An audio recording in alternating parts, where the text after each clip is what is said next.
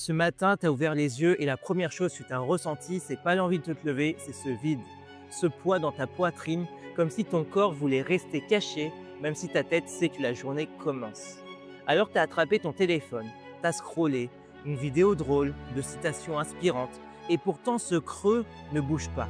Je sais ce que c'est, je l'ai vécu. Et à l'époque, je croyais que c'était la preuve que j'étais cassé, que j'étais condamné. Sauf qu'un jour, j'ai compris que ce n'était pas un problème, c'est même tout l'inverse. Et aujourd'hui, je vais te montrer pourquoi ce mal-être-là pourrait être le plus beau cadeau que la vie t'ait jamais offert.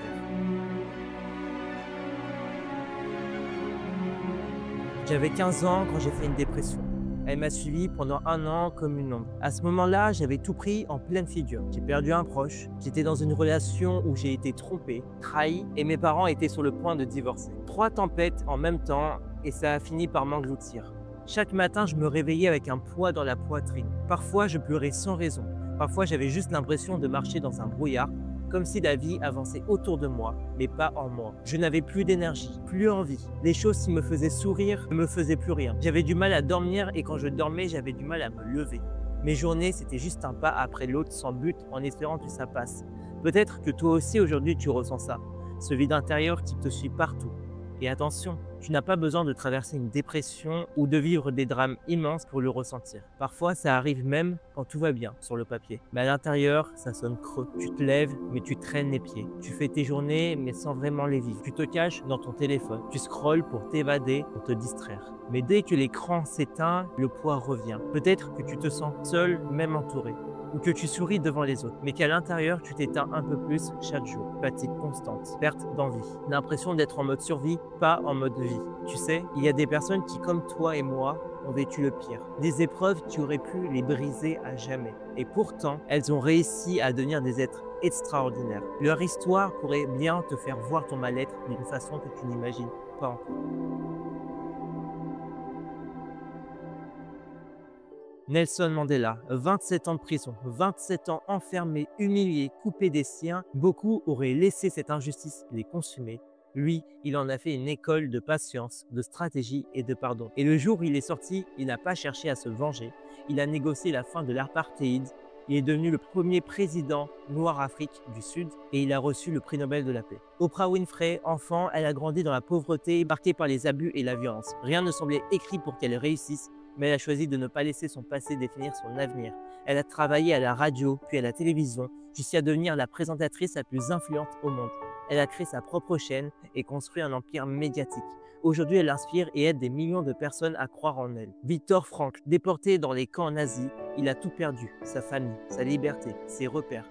Et pourtant, au milieu de l'horreur, il a découvert une vérité essentielle. Même quand tout nous est enlevé, il reste la liberté de choisir notre attitude. Après la guerre, il a repris son métier de psychiatre, écrit Découvrir un sens à sa vie. Un livre traduit en plus de 30 langues, vendu à plus de 10 millions d'exemplaires. Il a inspiré des générations entières à trouver du sens, même dans l'absurde. Ces 3 personnages ont connu l'ombre dans sa forme la plus dense. Une obscurité qui ne laisse pas passer la lumière. Une obscurité qui aurait pu les avaler pour toujours.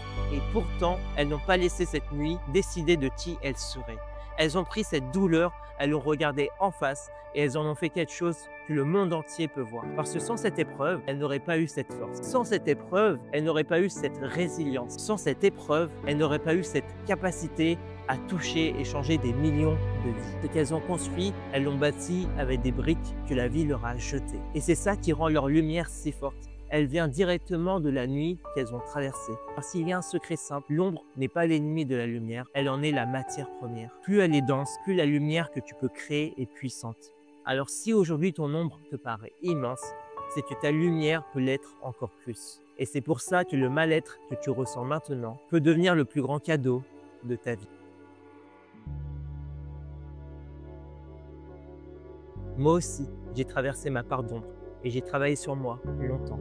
Aujourd'hui, ça m'a permis de devenir un homme confiant, Un homme qui s'aime, qui est heureux, qui a des relations plus sincères, plus épanouies, qui vit une vie animée, pleine de sens. Et tout ça, ça a réveillé en moi une mission. Aider chaque personne à transformer son ombre en une lumière immense, à être plus épanoui dans sa vie, à créer des relations plus sincères, à vivre une existence plus saine, plus alignée, plus vivante. Peut-être que toi aussi, tu as vécu des choses qui t'ont blessé. Et aujourd'hui, c'est difficile pour toi de voir la lumière derrière toute cette ombre. Je le comprends, c'est normal. Et justement, c'est pour ça que j'offre une séance de coaching gratuite en appel. Si toi aussi, tu veux transformer ta part d'ombre en lumière, si toi aussi, tu veux être plus heureux et créer des relations plus vraies, clique sur le lien dans la description. Pour l'instant, c'est gratuit et sans engagement.